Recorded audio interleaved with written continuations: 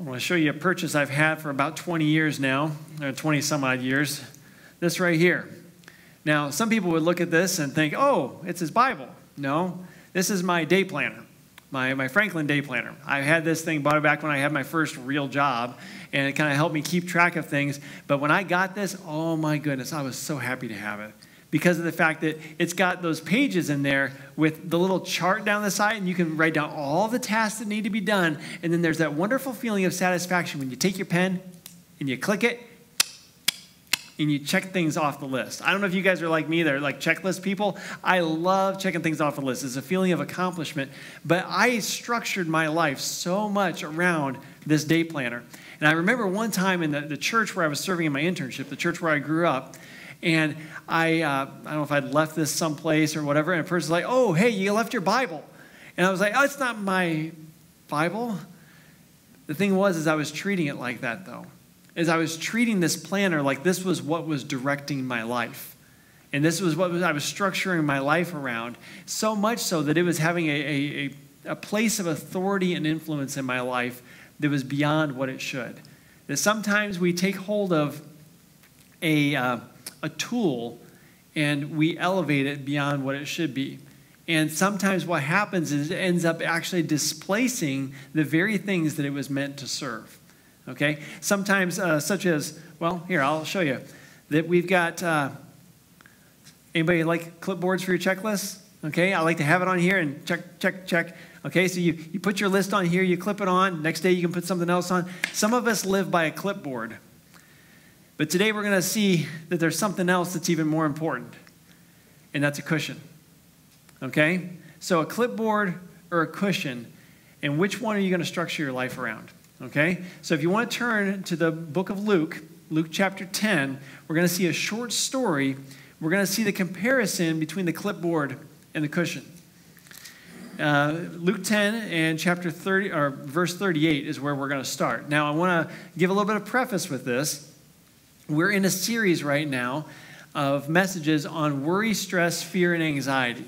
These things that God does not desire for us to live stressed out, worried, and anxious lives. But we often do. And the reason we got into this series was because I had numerous conversations, some with people outside the church and multiple people inside the church that were sharing with me, I'm really struggling with stress. I'm struggling with worry. I've got all these fears, and I'm just kind of anxious and uptight. And I thought, wow, my church family could really benefit from this. And as I've gotten into it, I've realized, I don't know if this was so much for my church family as it was for me, especially today's message. This one really, really hit me. And so we're just going to read through this, just 5 verses here, and we're going to walk back through and unpack it just a little bit, okay? So Luke chapter 10, starting in verse 38. Now, as they were traveling along, this is Jesus and his disciples, he entered a village, and a woman named Martha welcomed him into her home. She had a sister called Mary, who was seated at the Lord's feet, listening to his word. But Martha was distracted by all her preparations, and she came up to him and said, Lord, do you not care that my sister has left me to do all the serving alone? Then tell her to help me. But the Lord answered and said to her, Martha, Martha, you are worried and bothered about so many things. But only one thing is necessary, for Mary has chosen the good part, which shall not be taken away from her. Now, as I said, this was an impactful lesson to me this week. And if I can find where did I put my sermon notes? I must have left them off my checklist. Hold on just a second. Let's see if I can find. Is it not in there? Okay.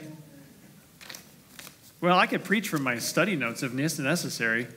That's the weirdest thing. Is it in my planner? It might be in my planner. I should probably check that.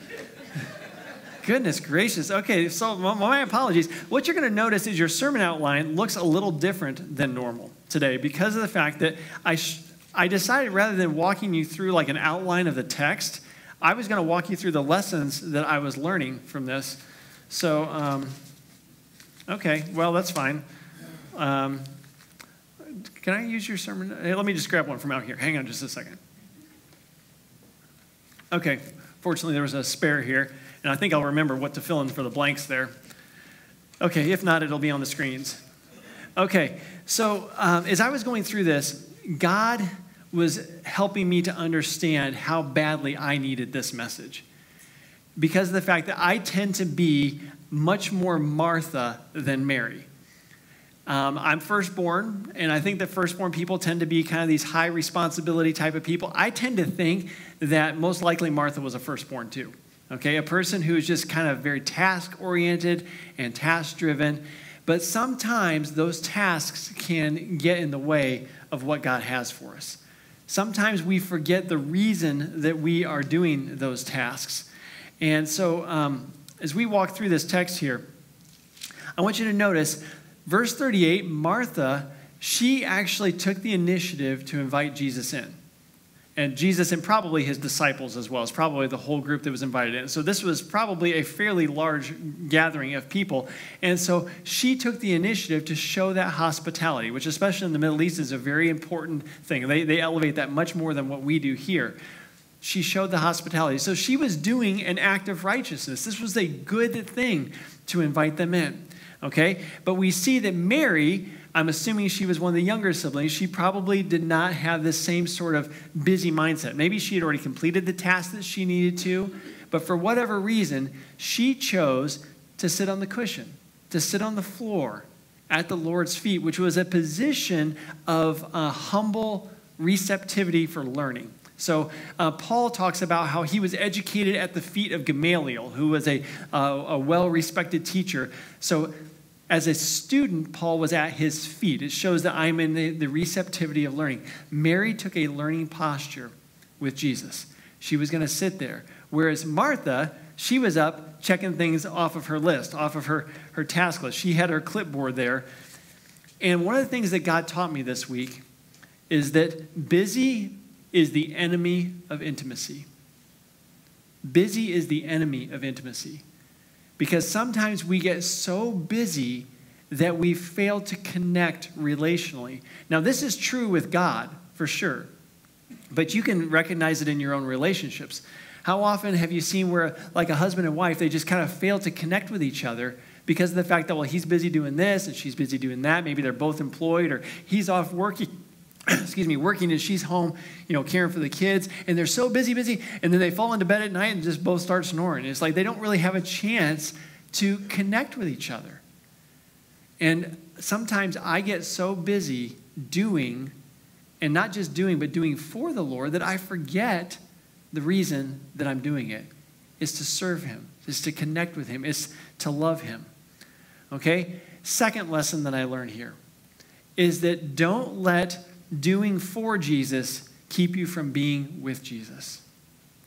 Don't let your doing overshadow your being, just being with. So if you can imagine, if you want to, for whoever your beloved is, your girlfriend, boyfriend, spouse, fiance, whatever, okay, you're going to prepare a really nice meal for them. But they come over and they sit down for the meal, and then you go into the kitchen, you grab the first course, you bring it out, you set it before them, you dish it up onto their plate, and then you go back into the kitchen to work on the next thing. And then you come back in and you dish it up and prepare for them. And you can do this all the way through the dessert, maybe even the coffee after the dessert, and then you finally sit down with them. How are they going to feel about that? It's like, well, that was really nice that you prepared this great meal, but I wanted to eat it with you. I wanted to spend the time together. Sometimes we get so busy doing for God that we forget how important it is that we just be with God. And he misses that. He wants that intimate, close, conversational, slow time. Have you ever noticed that if you and whoever this important person is in your life, and this can be with friendships too, it doesn't have to just be with a spouse, but if a person that you want to connect with, if you get real busy, run, okay, let's sit down on the porch swing together, or the sofa, or whatever, and it's like, do you suddenly feel connected because you stopped? You have to spend slow time together and just let the conversation naturally percolate. Let things kind of come out. Your heart needs a chance to slow down too. You can stop your outsides, but your insides keep moving. I've used this analogy before, but it was just very impactful to me. If you take a bowl of Cheerios, okay, and you have your milk in there, and you've eaten most of it, but there's still a little bit left in there. And they swirl the bowl around like this, right? And then stop the bowl. What happens to the stuff that's inside? It still keeps going. You have to take time to decelerate. Martha here was showing that the serving was very important to her. And it didn't mean she didn't value Jesus. It's just that she was choosing the lesser, not the greater. The greater was the connecting, not the serving. Okay? And so I want to point out something about what she was doing. Serving was not bad. God commands us to serve. He wants us to serve, but not at the neglect of relationship. The serving should not overshadow or prevent the relationship from happening. Because there will always be, this is your next point here, there will always be so many things. Because what did he say to her? It's like, let's see, verse 40. It says that Martha was distracted with all her preparations. Literally, she was distracted with much service, is what it says. Much service. There will always be many things to do. My to-do list is never completed. Because if I get things completed on there, all I have to do is look around and there's something else to do. Anybody who's a homeowner knows that. Anybody who has kids at home knows that. Anybody who is like not perfectly tidy all the time knows that there's always something to do. There's always more tasks. But sometimes what you have to do is say, I'm putting my clipboard in timeout right now. Okay? I'm putting it away. I'm not going to look at it because there's an opportunity for relationship right now. I'm going to spend this time with my wife, with my kids. I'm going to spend this time with the Lord. It's not always about what you can do for him. It's about being with him. There will always be so many things, and there will also always be so many unnecessary things. Unnecessary, because it says here, what is it? You are bothered by so many things, but only one thing, verse 42, is necessary. The necessary thing is connecting with Jesus. All the other stuff is good, but it's not as important. It's not as necessary. So one of the things that I realize that I often do is, and Amanda has talked to me about this repeatedly, is that I have some margin. Oh, what can I get done? I got 10 minutes. What can I do during this time? Now, you've heard people say, don't just sit there, do something. Well, sometimes for me, what I need to hear is, don't just do something, sit there. Right? Choose the cushion. Sit down and relax. There was one time when my folks were visiting, and they came in, and I think we had rearranged the furniture or something like that, a new sofa, I don't remember what it was. And so they saw where Amanda sat, here the kids sit in this spot, and they're like, oh, where does Adam sit? And Amanda piped up, he doesn't. Because I was so busy being up and doing things. But if I'm in the kitchen doing something and my whole family is in the living room, what am I missing out on? Relationship. God wants to be in relationship with you. He wants you sitting on the cushion at his feet. There's nothing wrong with serving as long as the serving doesn't distract you from relationship. And that's the other thing too. There's so many unnecessary distracting things. There will always be things to distract you from relationship. There will never be a shortage of tasks to do, but they're not as important. They can be a distraction, and they're always going to be there. What we need to do is realize, I need to put that stuff aside, and I need to sit down with Jesus. Spend some time listening to him. And one of the things that I have found for me, I can do the quick grab-and-go kind of devotions. Okay, I'm going to read a little devotional, Our Daily Bread, or some sort of little thing, and then move on. But the times that are really sweet is when I've got a nice cup of tea and quiet place, or maybe I'm sitting outside in the patio, able to listen to the birds, me and my Bible and my journal and Jesus, and just see what he tells me. Just soak it in. And sometimes those things are things that I can actually wow, this will make a great sermon, and God will just kind of dump it in my lap. But sometimes it's not that these things need to be shared with everybody else, that Jesus has something for me. Because what was Mary doing? She was sitting at his feet, not talking to Jesus. She was sitting at Jesus' feet, listening to Jesus.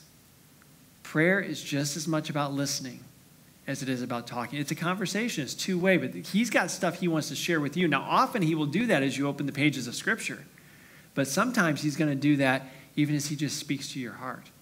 It might be because of something you see, something you hear, or it might just be as you're quiet, he's got some things he wants to tell you. Now, sometimes those things are going to be like, oh, thanks, that's like a hug from Jesus.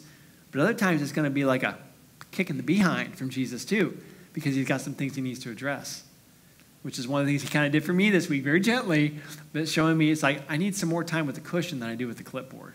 The clipboard's my default. What I need is to sit and to be with him. Okay, now, so what should you do? It was not bad for Martha to be up serving. Serving is good, but she was distracted by her service. So what we need to do is choose what you can do together with Jesus. Choose what you can do with him. Can you serve with him? That's great. You know, diapers and dishes, yeah, go for it. If you can do that and focus on Jesus at the same time, you can kind of like, let's serve together. That's great. But if the serving is going to distract you, then choose the sitting rather than the serving. Now, there are a few quotes that I have just cherished throughout my life. And there's one of them from a guy named Dwight Robertson. Dwight was a guy who helped train us for our missions trips that we went on back when I was in youth group. And there was this phrase that he shared, and it's just never left me. And it's this: the greatest gift you will ever give the world is your intimacy with God. You can serve, you can preach, you can write books, you can build orphanages. The greatest gift that you will ever give the world is your intimacy with God. Everything flows from that. If you want to look at it later, John 15, the first few verses there talk about the vine and the branches. And he says, apart from me, you can do nothing. Apart from me, you can't do anything. But if you're connected with the vine, if you're a branch, I'm the vine, you're connected, the nourishment is going to come to you for you to produce fruit. But what happens if you sever that branch? It doesn't have the source. It doesn't have anything from which to produce. So it doesn't matter if it's a small act of service, a big act of service, if it's building something that will last, some sort of institution or ministry, or writing a book that people are going to read for centuries or not. It all comes as an overflow of your intimate relationship with God. So if you ever find that your fruitfulness is faltering, what you need to do is let's go back, take a little time with Jesus. Let's sit with him. Let's be nourished and see what it is that God gives me that will fill my heart, but will also help me to serve others. Now, there is a wonderful promise that is implied in this passage. We read it in verse 42, okay? Jesus says, one thing's necessary. Mary has chosen the good part, which shall not be taken from her. Because Martha was saying, she's not doing her part. Look at how much I'm doing, and she's not. And Jesus says, look at what she's doing and what she has that you don't. She's having time with me. That's the focus. She's communing with me. She's building a relationship with me. She is listening to me. That is the better thing than service. And we're not going to take that away from Mary. Martha could serve. Nothing wrong with that. As a matter of fact, we see later on, and I think it's John, maybe chapter 12, 11, something like that, she actually is serving Jesus and his disciples without complaint later on. But here she's complaining about her service. She wasn't doing it as an overflow with joy. This is what we need to remember, is that what God gives to you, no one can take from you. No one can take it away. If God says, I want to call you into an intimate place of communion with me, I want to share my heart with you, nobody can take that away from you. If God says, I want to give you peace that passes understanding, we talked about that a couple weeks ago in Philippians chapter 4. Can anyone take that from you? No. That's internal. He gives it to you. It doesn't matter what your outward circumstances are. It doesn't matter the number of tasks to be done. God wants to give you that intimate communion with him, the conversation with him, the peace from him, the peace that comes from being in his presence. So anytime that I am lacking that kind of peace, I can't point my finger at anybody else. Oh, it's my wife, it's my kids, it's my job, it's my car, it's my whatever that's causing me to not have peace. God says the peace is right there. So if I don't have peace in my heart, if I'm worried and anxious and overwhelmed and my checklist is getting too long, what's the problem? It's right here. The problem's here in my heart. I'm adding too many things that are unnecessary to my checklist. I'm choosing to carry, you remember the worry bucket that we had a couple weeks ago? I'm choosing to carry the worries instead of give them over to him. If I am lacking peace, it's not because anyone took it from me. It's because I relinquished it, because I gave it up. God says, I want you to be at peace. I want you to be at peace in my presence. I long to commune with you. So this week, those are the lessons I had. Okay, that's just what I had to share from this, because this is what God shared with me. Oftentimes I feel like what God says to me is not necessarily that, if like, okay, well, what do I do for the sermon this week? Give them what I gave you. This is what God gave me this week. And I'm hoping that it ministers to you, that it helps your heart as well, as to how it is that we can be at peace. And, a couple weeks ago, or last week, we talked about the material possessions and how we can serve God or we can serve the material, and how that steals peace from us. But he says, seek first his kingdom and his righteousness, and all these material things will be given to you as well. Okay? So that's one thing that can steal our peace, that can cause us to worry. Today, it's about the checklist, the to-do list, feeling like that whip is being cracked over. You got to do more, you got to do more. And God says, no, you don't. Put the clipboard aside. Sit with me. I want you to meet with me. Would you just spend time with me? So I'm going to invite our worship team to come.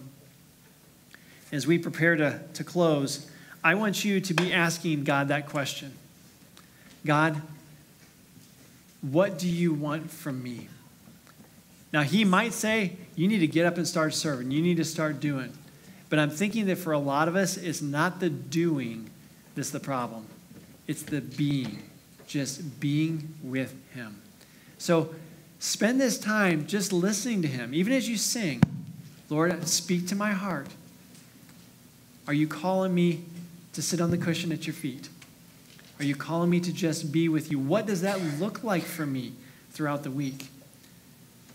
And if you want someone to pray with you, I'll be right down front. I'd be glad to do so. Just feel free to slip in the pew beside me.